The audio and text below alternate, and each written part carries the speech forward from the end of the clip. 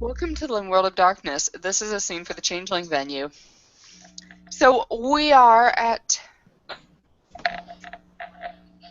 Vineyard? Vinekeep. Sorry. Vinekeep. Vinekeep is the freehold of Trond. Now, I am going to say that Nosehorn is riding a pterodactyl, hunting random flying shit, because that's badass and in keeping with the source books. So she's doing all this hunting stuff because it's cultural, it's very cultural. While we've got Sir Arthur is here to talk with Trond about a couple things. Trond is actually waiting for his ravens to come back. And, how is Tane? And Tane's around too. Yes. What is Tane up to, actually? Tane is probably sitting back in some corner, drinking as usual. Like, just randomly drinking on somebody else's freehold. It's cool. No, Vinekeep is definitely open. Is a hospitable freehold, more or less. You know what I'm saying? For the commoners, the lesser folk. Yes, we keep doors open and a light burning in the window. Shall it be? Shall it? We say. People who have to duck underneath the door frames to get into places.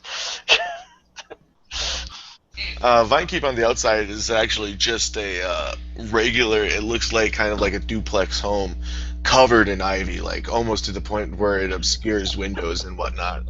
And when you walk in, is where it gets gnarly, and there are high stone arches that are kind of missing chunks here and there, and large granite pillars, but everything's like in a moderate state of being reclaimed by nature, as it were. There are vines and mosses and tree roots sprouting up and dislodging the flagstones that make up the floor and whatnot.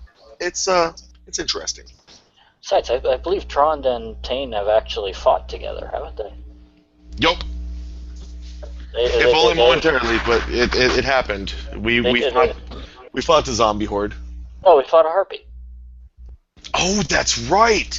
In which Trond is incubating one. Gotta remind you guys, though, anything that happened on Halloween, you don't remember. That was not what I'm referring to. I'm referring to an earlier fight.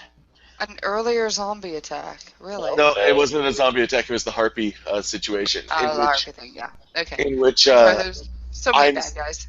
I am still incubating one of the eggs from therein. Yeah, and I sold my egg, so. Did you ever see The Last Unicorn by chance? Are you telling me that unicorns come from eggs? No, well, you know what? You get to find out. As far as congratulations, Trond, when that egg hatches, a unicorn appears. Please, unicorn wouldn't go anywhere near Trond. You mean this? This right here? Yes. Anyway. Oh my God. Oh, sorry. Hold on. Tangent. You've seen that movie? I think everybody has seen that movie at some point. Okay, the harpy. Okay. You don't keep a fucking harpy. You don't domesticate a fucking harpy. Oh yes. Oh yeah. I domesticated the harpy and I'm fucking using it as my mount. Okay, you know what is going on in the air right now? If you bother to actually look up in the air, Trond, is that you will see that there is a naked lady mounted on top of a pterodactyl chasing after one of your birds. Okay. Dude, you hear from the corner from Tane, dude, what the hell did you put in this? Is traditional from home. Master Arthur at that point is probably just watching the certain Hound of the Hungry that he came into possession of, which, unbeknownst to him, he got during Samhain. He's probably watching it, probably eating some wild beast, and it kind of looks probably quite as scary as this fellow here. Just watching it quite absently. Is it a I think I'll call it Barghest. Do you think that's a good name, Trond? I think I need to... Is that fucking nose horn up there? Chasing after... Hold on one moment. And Tron takes off his bow, and he draws back an arrow, and Motherfucker. cinematically, he's gonna fire one off, and a nose horn.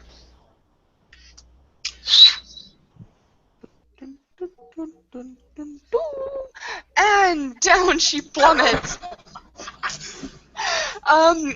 I actually don't want to lose my character today. Hold on. But You're falling?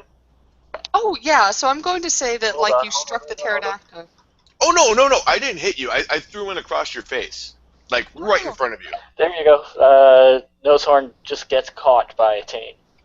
Don't worry, I didn't hit you. This is... Yeah, remember, you know exactly what bow this is. It goes exactly where I want it to go. Oh yeah, I remember. Okay. Aw, okay, I guess Tane's not being all chivalrous. I remember. Sorry, sweetheart. Okay, so yeah, she'll kind of stop mid scream, a little derpish, and stop for a second, like, who is interrupting this important cultural thing? And look down to see. Oh God, is that another she? Oh shit, I think I know that she. Oh fuck. I know more than one she, don't I? Oh God, I know the other one. They know each other. Is that a... Oh, okay, that's just a troll. Hey, it helps when I don't have my fucking mute on. Bane of my existence. I kind of look up at her with my arms like outstretched, like, what the fuck? I'm like, the fuck? Nose horn? Come on, come down here. Come Well, she down is here. equally like, what the fuck? That was my bird. There's on. No, that is my bird. That was... I did not see your name all over that bird. You know fucking better. Come down here, you dummy. Oh, my dummy. And Arthur kind Girl, of you know the thing spits fire.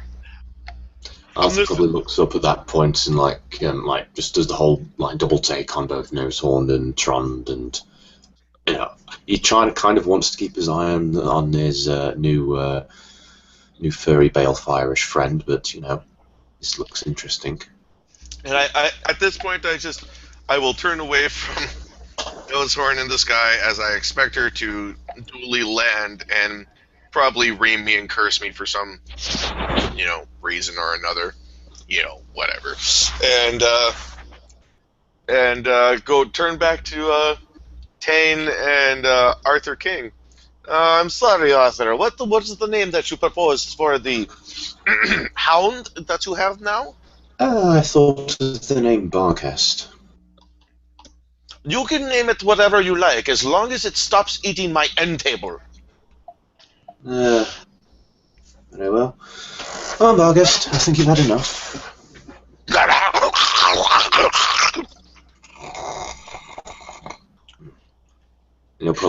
Arthur will probably feed it a bit of temporary dross just to keep it satisfied for the time being. As it stops eating my fucking end table. When Nosehorn does land, you'll see that she's got a big bloody bag because she thought that you might try and take some of her other birds, so she stabbed all of them just to make sure. And she's naked. Oh, she's got a loincloth on. I mean, these guys protect the important stuff. Oh, yes. Because that loincloth is clearly protection. Actually, they're highly ceremonial, but you kind of knew that. And Arthur will probably, as he's feeding the dross to Bargast, he'll probably just look over to Nosehorn and smile. Good day, my dear. It was. Oh, come now. Are you really going to be all upset at me because I protected one of mine? You put your name on your things. No, Soren, you are a very intelligent woman, and you would not for a moment let me forget that at all. You have seen Hunan and Munin. You know exactly who they are. You are not fooling anyone, Missy. eyes turn into little slits, and her nose begins to disappear. Her height increases by 3 feet, and the scales begin to cover her breasts and her belly and connect from the arms where they already were. A Ah, tail ah, begins to appear. you knock that stuff off. You are in my house. You are welcome here, and my hospitality is yours, but you will keep a civil tongue in your face. Tane will actually stand up and As her, like, as, as she gets more snaky. Get it? See what he did there? Tane will actually stand up and step over next to Trond. Is there a problem? None at all. You know what my people are Tron saying be- about you, your Tane kind right actually now? being larger than the average troll. Miss Bertel is just a bit perturbed about me interrupting her hunt. She apparently forgot for a moment a very obvious detail about her quarry. But no harm, no foul, right? The rumor is your kind can control this land. And people have reports coming in. All the land that she controls. They seem to morph it to their will. Is this true? It is not that we actively do it. We are bonded with it. We are connected with it at a level that most people would not understand. Try me. I've had to listen to some... Well, It never mind. interacts with us. We are connected to it, and not just as we are walking upon it or built upon it. We are the land is us, as it is our freeholds, yes? So the Lady Estrella's freehold was all messed up because she was upset she lost her mate. And this is why I stayed away from her bit of, her patch of land during that emotional time for her. Think of it. It was a very this- terrible place. Think of it this way. Some of us are quite adept architects, surprisingly. Others are exceptional architects. It just so happens that the way that we are able to articulate, I suppose you could say, is more focused on the dreaming than on laying of brick on mortar. Can you control any bit of land? Hmm.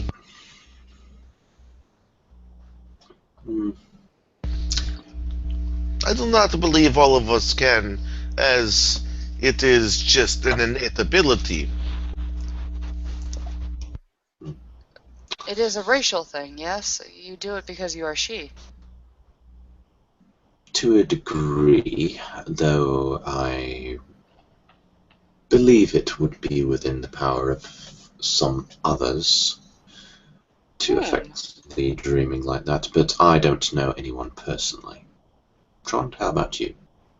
Not off the top of my head, but it is not unheard of.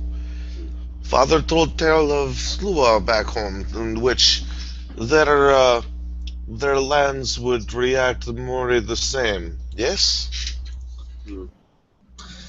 Indeed. I believe it has something to do with the actual tie the person has to the land. I do not believe that I can walk into the middle of, or say, the Kansas, yes? And turn the Kansas into a snow, it would. I do not believe that it would respond to me outright if I just flicker flash myself right there and made an attempt to control the land. I do not believe it would work like that.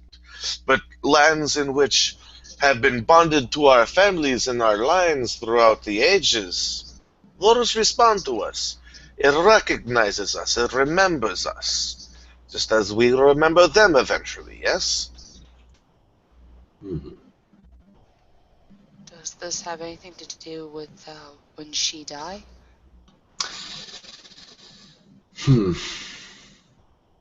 That's a tough question. And one better discussed, perhaps, inside, or wine, and perhaps a gown for you if you wish. No. Oh, let me guess. This is offensive. No, not at all. No, it's quite nice, in fact.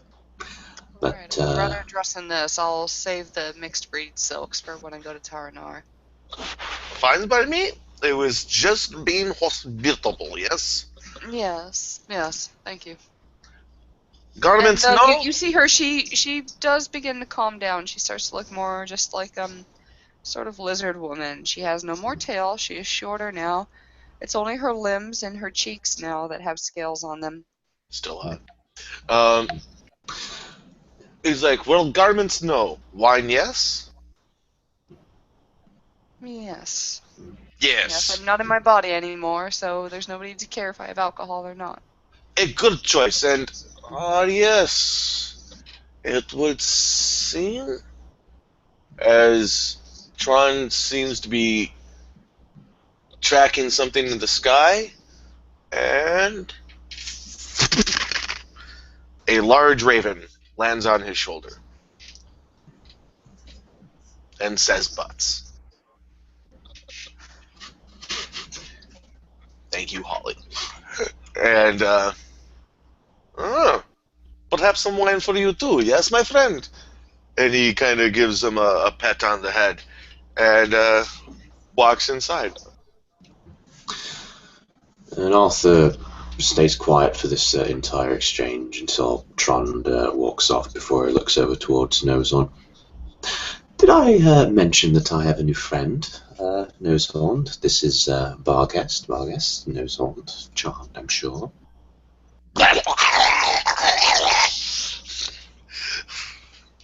I think that roughly translates to nice to meet you. Yes.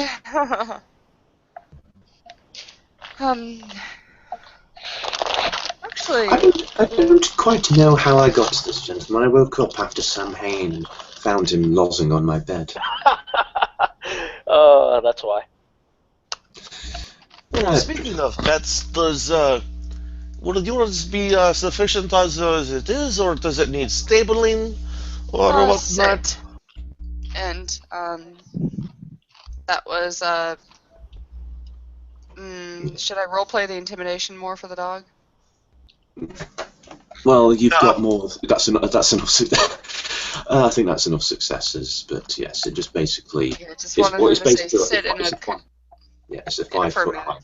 Yeah, so it just does sit. Arthur probably just goes. Oh, wait a minute, she's in the dreaming. Okay, Yeah. but she is going to turn to the dog and in a very low voice say, so, what you doing here, buddy? And the dog is going to tell her because they now speak the same language. Oi, shut up. I'm the dog here. I love that dog. Yeah, go ahead and tell Nosehorn. We're eating. That's alright, don't forget I get this. Yes. Many interesting things here.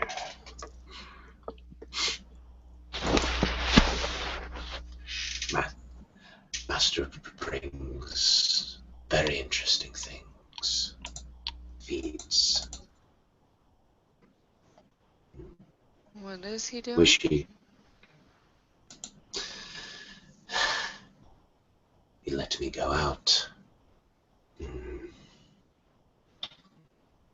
New master is interesting. Eat many interesting things. Smell very interesting things. Where did you come from? From far away. Oh, come on, you give me a good answer here.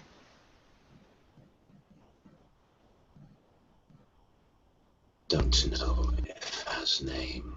Only know far away. Only know the smell of the place. Smell of blood. Smell of pain. I'll bite you like a viper and you will die a slow, painful death if you don't tell me where you came from. I'm not quite sure that this thing knows exactly. Well, it's an animal, so it doesn't exactly know places. Yeah, but they're speaking it'll the same probably. language at this point, though. So if there's something, All right, so in that case, it will describe the place that was similar to the tower thing, where Ironborn first found them. okay, It sounds like it's maybe somewhere off a silver path. okay, good to know. It's nothing she's seen before. Mhm. Very well, you're fine. Yes. Interesting I know. animal.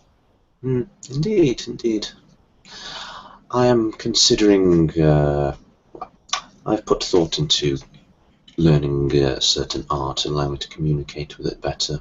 After all, it's such a That would be a very wise idea, my friend. of course.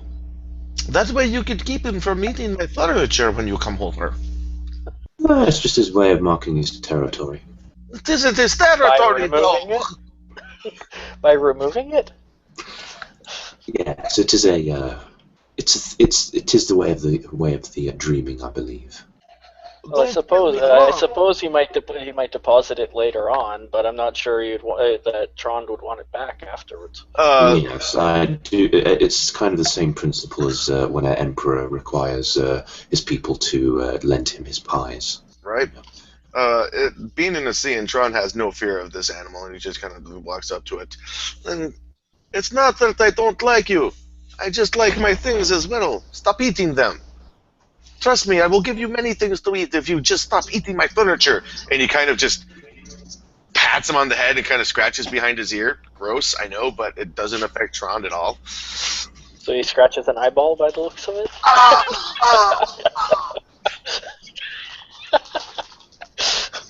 What, by the looks of it, he would be scratching an eyeball. I'm finding an appropriate place to tell him good boy, and tell him good. Well, the way that it's actually been written in my blue booking sheet resembles a thin, lanky wolf with matted greenish fur, black claws, burning fiery red eyes, stands about 4 or 5 feet tall at the shoulder and weighing about 120 pounds. So yeah, it's basically. I just chose that picture because it looks interesting. Cool. Okay. So, yeah. I was going to say, like, you pat it on its head, you're patting an eyeball. You scratch behind the ear, you're scratching an eyeball.